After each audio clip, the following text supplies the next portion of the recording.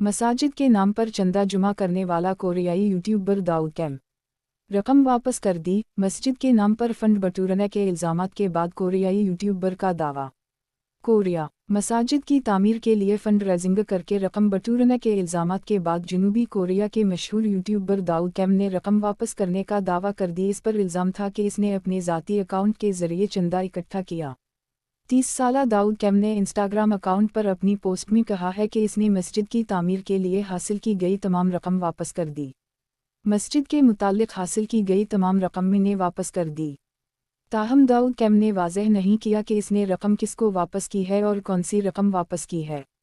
داؤد came نے یہ بھی کہا کہ میں نے کبھی کسی کو ہراساں نہیں کیا، میں نے کبھی کسی کو نہیں مارا، میں نے کبھی کسی کو دھوکہ نہیں دیا۔